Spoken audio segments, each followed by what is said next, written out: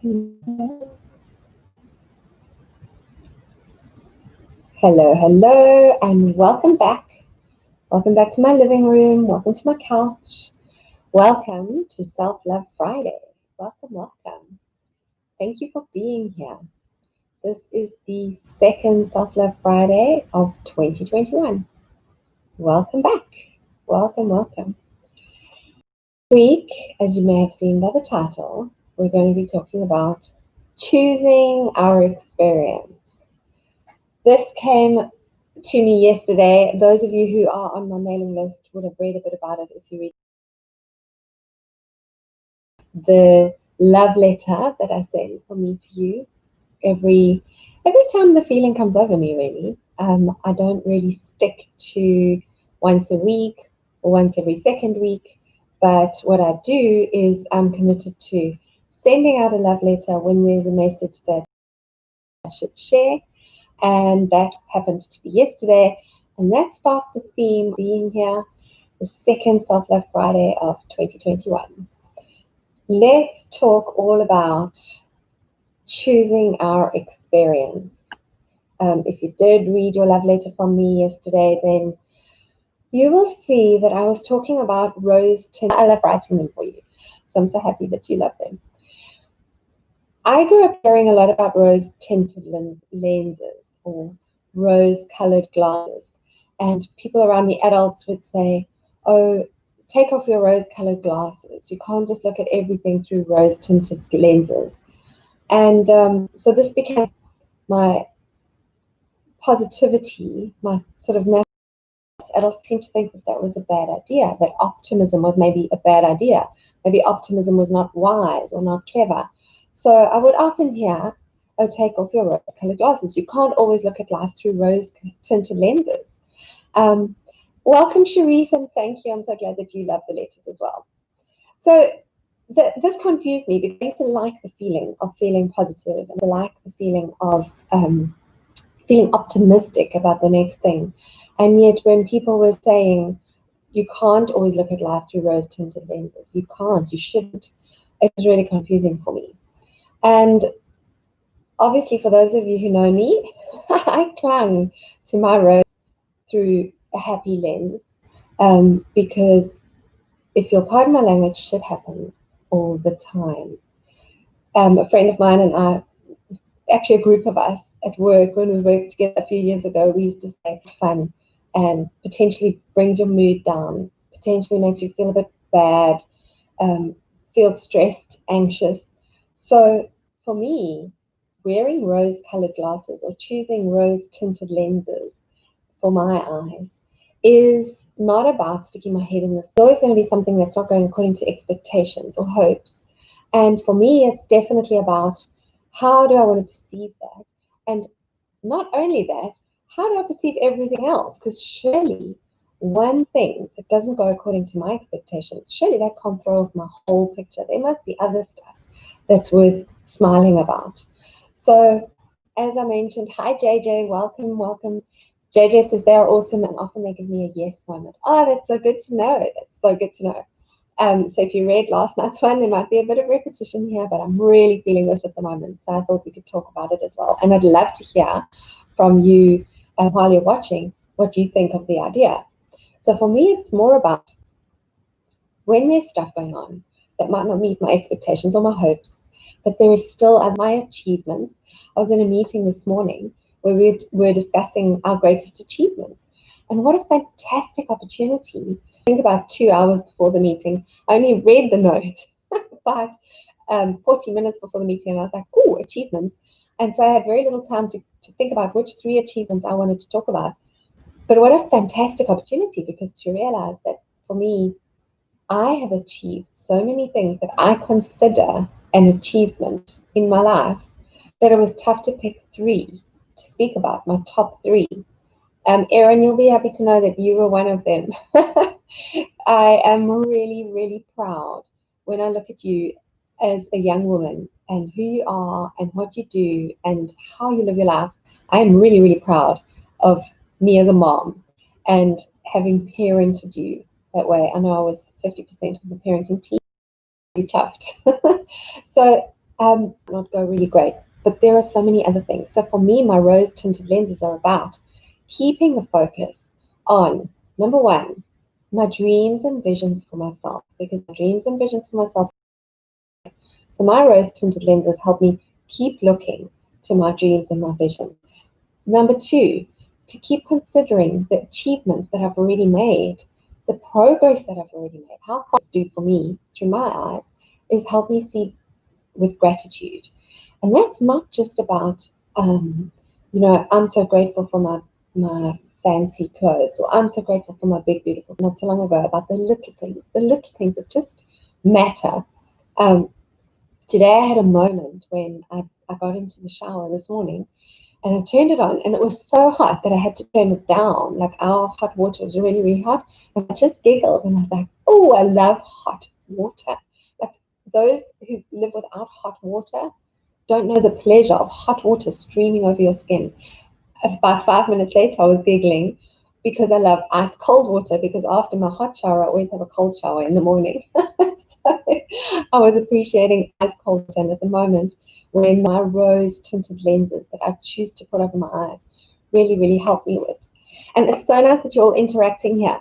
Cherise, yes, Cherise writes, she chose rose tinted glasses not because she was naive, but because she knew the power of positive focus. That's a quote of Christina Sutra. Thank you, Cherise. Yes, that's so powerful. That is so powerful. Exactly.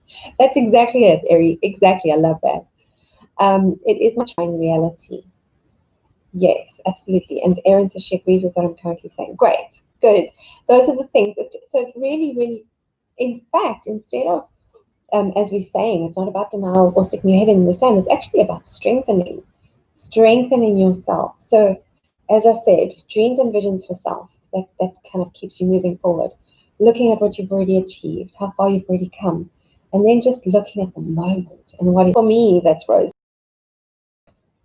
And so that for me is one choice. It's a choice to be optimistic. It's a choice to choose, as Christina Sutra says, and thank you, Cherise, for sharing that beautiful quote. It's the choice to choose positive focus. So that's key here. And that brings me further to the title of today's talk is choosing our experience. So it's about the decisions.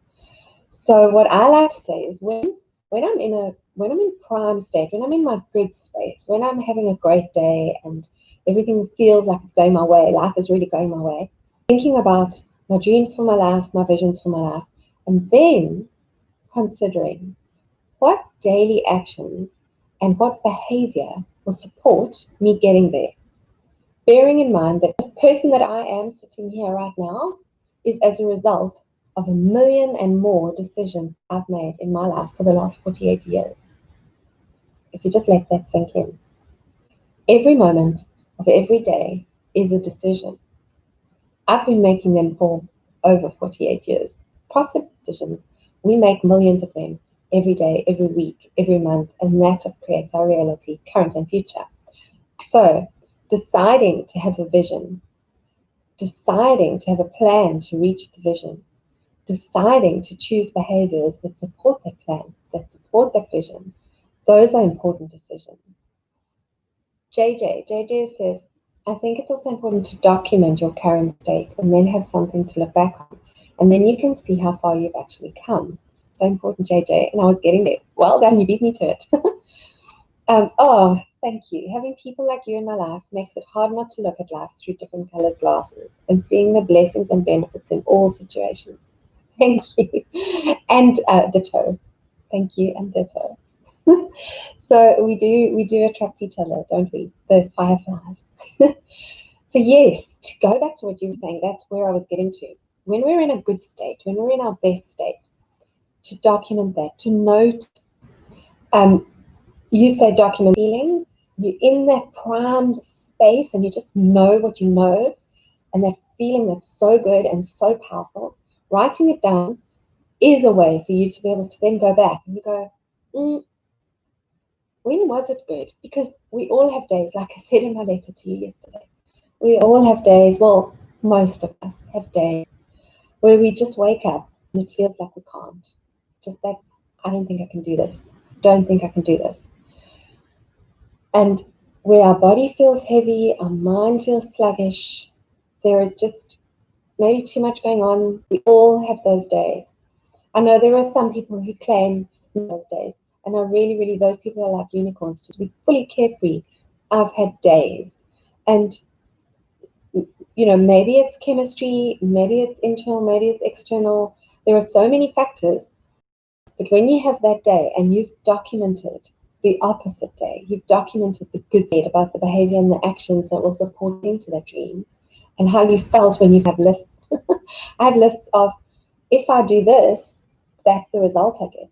And when I can't feel that, I literally go and look at that list. Oh, yes, if I do this. An example for me is one of my grandparents, my mom's dad. Being an intense person, being a deep person who thinks about a lot, working with myself and with other people in breaking patterns and changing destinies, it can get heavy. It can get quite serious and intense.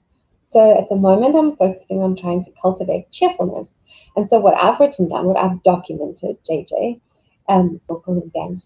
And so when I want to cultivate cheerfulness and I can't quite think how Jesus do, and it's so powerful because take any great person in history, Jesus being one of the saints, so that's a good choice. What would Jesus do? In this case, when I'm trying to think of being cheerful, I say, what would Gant do? And that really helps me to tap into that cheerfulness when I don't feel it, when I'm not in that space. JJ says, it's easy to see in the good times, but it's harder in the difficult times. But that's when having rose-tinted glasses makes the journey easier. Exactly, JJ. Cherise says, difficult times always create opportunities to experience so much more in one's life. Yes. So that brings me to the next good stuff when we're in that peak space. And then we're in a tough time. We can go and look at what we've said. So, yes, it's going to high, yes. And then I get to do that. And in that moment, I'm able to also experience and not to be kicked aside. Thank you, Cherise. That's so important. This morning I read such an amazing analogy on just as in if you were trying to, and every time you say it, they ignore you and they tell you to shush and they ignore you and you speak the same as ignoring your fear. Your fear is your friend that can serve you. In this case, to your point, Cherise, difficult times can serve us as well. Ignoring the difficulties is not what I'm saying. Feel those difficult times, experience them. They're there for learning. Choose though, am I going to learn from this or am I going to crumble under it? Am I going to grow from this or am I going to become a victim from it? And there's the power. So Cherise, your statement, difficult times create opportunity to experience so much more in one's life. Yes, there's rose-tinted lenses. Your tough times work for you. You might in a tough time say, tough times are really shit and I can't cope. And I've had so many tough times, I can't do this anymore. There's a choice times that this is serving me. I will learn something, even when I can't see it, when it's so tough that I feel like I can't see the wood for the trees, I can't see my way out. I want to give up. Too many experiences like this, I can't. There is this part of me, because in the good times, I've made note of it. There is this part of me that jumps up and says, you will grow from this. You will learn from this. You will be better at life. Hang in there and look at what's nearest to you. Look at what's really good. And that's when I put on those tinted lenses again and I just try and make it through that day. And at some point, the learning comes. At some point, the growth comes. Sometimes the tough time will come to an end.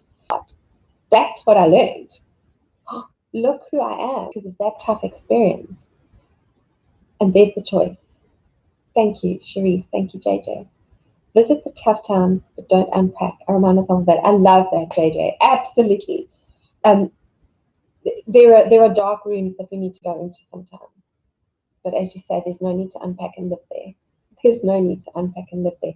And having documented what works for you, in that really dark room where you're not unpacking, there might be something small just for you to see and grasp onto and take with you. So yes to choosing our experience, yes to choosing life, to me when we choose our experience and we choose in action. Thank you so much, everyone, for being here. I love these Friday sessions with you. They really, really feel good. And thank you for all your interaction. It is so, and we're on the same page. How fantastic. So thank you again for being here, and I will see you all next week. Same time, same place. In the meantime, remember to try and love yourself more and love yourself better. Choose your experiences. Mwah. Ciao for now. Bye.